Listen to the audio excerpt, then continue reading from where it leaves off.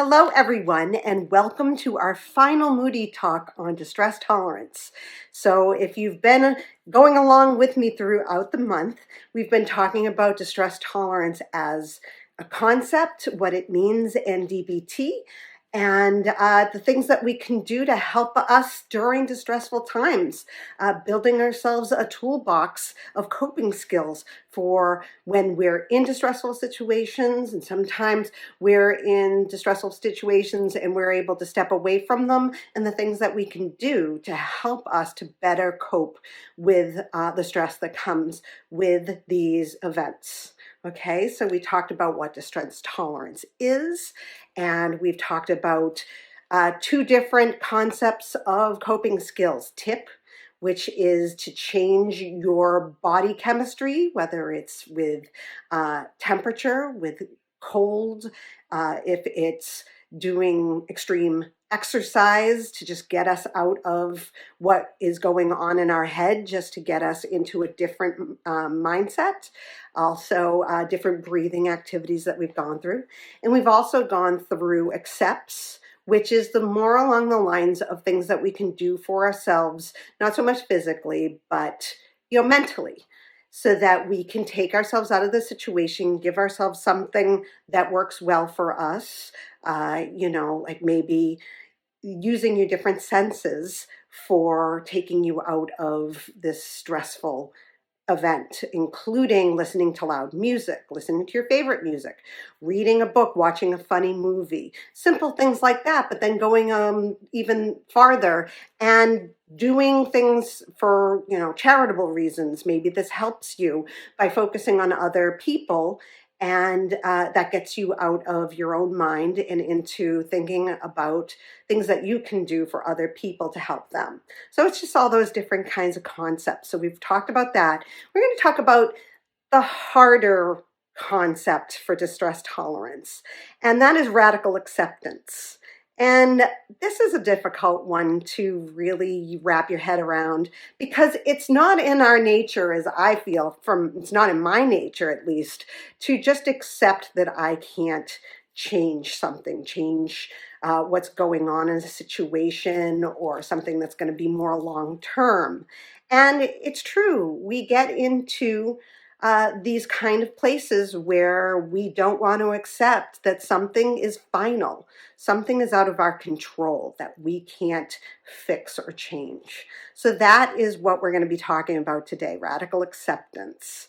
Now, the term radical means all the way, complete, total. So this is basically taking yourself completely out of it and accepting the situation, the event, as it is completely. Not half of it, and not like, oh, but I can change these parts of this situation. It's all of it. And that's in your body, your mind, everywhere. You're going to accept this completely. Okay. It also is, it's when you stop fighting reality, stop throwing tantrums because reality is not the way you want it, and let go of bitterness. So, that seems like, kind of extreme to say to someone, like, don't throw tantrums about this. You may not be throwing physical tantrums about this, but in your mind, you may be going wild in your head and literally throwing a mental tantrum. Not that people can see, not physically, but it's like a hurricane in your head, okay? And it's accepting that you no longer have control over this and learning how to calm the hurricane in your head, okay? What has to be accepted in radical acceptance? Reality as it is, the facts about the past and the present, and the facts even if you don't like them, right? Makes sense? There are limitations on the future for everyone, but only realistic limitations need to be accepted, okay? Everything has a cause, including events and situations that cause you pain and suffering, right? Life can be worth living even with painful events in it. So I think that makes a lot of sense to talk about, that The events that we're having, that are the events that are causing us all of this distress, may not last forever. They're not very permanent, right? Yes, we have situations where things are going to be permanent and we can't change that. But we also have to understand that it's not something that's going to be a lasting thing. Every single day we're feeling this pain, this, torture of ourselves. It's not going to be an everyday thing that we're feeling this limitation, right? Let's see. And then this is why accept reality. Rejecting reality does not change reality. And that's something that's a bitter pill, right? We have to just accept that this is the situation. This is what's happening. We can't change that. This is reality, and reality cannot be changed, right? Changing reality requires first accepting reality. So, in this situation, you accept that it's reality, and maybe you can put your mind to it and make changes, right? But if you're not accepting the initial reality, you're not going to be able to move ahead to find the change that you may want of it, right? Pain can't be avoided. It is nature's way of signaling that something is wrong, okay? Rejecting reality turns pain into suffering. So what that means is the initial pain that you feel of it, if you can't let that reality sink in and accept it, it's going to turn into longer term suffering. And I think that makes a lot of sense. When we hold on to something that we really can't do anything about, we suffer for that, right? It's not just that initial pain. We're causing ourselves suffering. Refusing to accept reality can keep you stuck in unhappiness, bitterness, anger, sadness, shame, or other painful emotions. It's true. Again, when you're moving forward from this initial reality, if you're stuck in it, you're going to keep feeling those difficult emotions that you don't want to be feeling because you're not letting it go. Acceptance may lead to sadness, but deep calmness usually follows, right? Again, this isn't long term. If you can accept this reality, you're going to be able to move forward. And then the pain, what does that say? Oh my gosh. The path out of hell is through misery. By refusing to accept the misery that is part of climbing out of hell, you fall back into it. I mean, that seems like pretty extreme, but it's understandable. What else do we have here? We have practicing radical acceptance. So it's observing that you're questioning or fighting reality. So you figured it out. You're fighting this, and you understand you are. Remind yourself that the unpleasant reality is just as it is and cannot be changed. This is what happened, right? That's what we can say. This is what happened. This is what has been experienced. Remind yourself that there are causes for the reality. Acknowledge that some sort of history led up to this very moment. Consider how people's lives have been shaped by a series of factors. Notice that giving these causal factors and now history led up to this moment. This reality had to occur just this way. It happened the way it happened, right? Practice accepting with the whole self, mind, body, and spirit. Be creative in finding ways to involve your whole self. Use accepting self-talk, but also consider using relaxation. Okay? Practice opposite action. And I've spoke about opposite action and other Moody Talks. So you can definitely take a look through Moody Talks and you will find opposite action. I find this very helpful to get through a lot of like PTSD symptoms that I have is, slowly moving yourself towards making a change or doing the thing that scared you in the past. Okay? Cope ahead with events that seem unacceptable. Imagine in your mind's eye believing what you don't want to accept. Rehearse in your mind what you would do if you accepted what seems unacceptable. Attend to body sensations as you think about what you need to accept. Allow disappointment, sadness, and grief to arise within you and just notice it, right?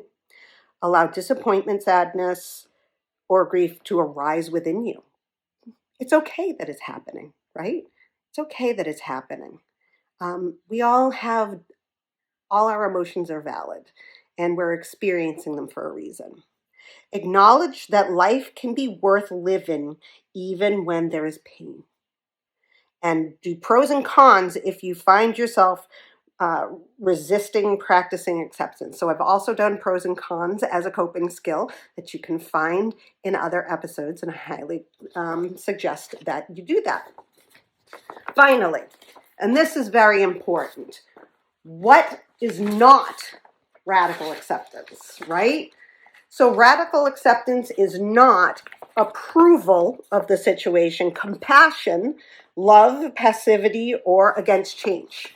What this really means is you don't have to accept that something bad has happened or someone's done wrong to you. It's not accepting it and either forgiving it, giving love to that person who has harmed you. It's not about that. It's about accepting the situation as it is, not the person who may have done it. You can still be angry at a person. You can still decide not to be a part of someone's life because of what has been done. This is not about accepting someone even though they've harmed you. For example, I do not radically accept that I don't accept my father as my abuser. He's abused me. I've accepted the reality that I've been abused, but I don't accept him. I don't forgive him for what he's done. That's not radical acceptance. It's accepting the situation that has happened and moving forward. And not so much even leaving behind the memory of it, but accepting that it's what happened. And now you can make decisions based on the reality that is there for you. Not about accepting abuse in any way. That has nothing to do with radical acceptance. You can accept that the abuse happened. You can then move forward in treating the trauma that you had with the abuse. You're not accepting your abuser, okay? That is something that I had to learn, especially with radical acceptance, because immediately you may hear that word radical acceptance and think, no, there's no way that I'm going to forgive someone for what they've done to me. You don't have to. That's not what this is about. It's accepting that it happened and moving forward with that reality and doing whatever you need to do to help yourself with that. For example, my PTSD. I accept that I have PTSD. I can't change that I have PTSD, but I can move forward and work through that trauma and heal. And that is what is the most important part of this. You don't ever have to accept abuse, but you can accept that it happened, and then you can make decisions on how you are going to move forward with your life. You can choose to ignore it, though I don't think that's necessarily the best option. I spent a long time doing that, and I highly suggest you don't do that from my own history. You can move forward understanding who you are and what you can do to help yourself. So that is what radical acceptance is. And I hope that I did a good job of giving you this education about it. And there are a lot of different people who tell you a lot of different things about radical acceptance. But this is the way that I look at it. This is the way DBT teaches it. If you have any questions or comments about that, please reach out, DM me, put something in the comments about it, and I'd be more than happy to talk more about it. But this is the end of our month of distress tolerance. And I hope that this has been helpful. And I hope that you can take some of these skills and change them, turn them into a toolbox of coping skills for yourself, the ones that work for you. So have a great rest of your week, and I will see you next month for interpersonal communication. This one's going to be a good one. So I highly recommend you stick with us to talk more about that.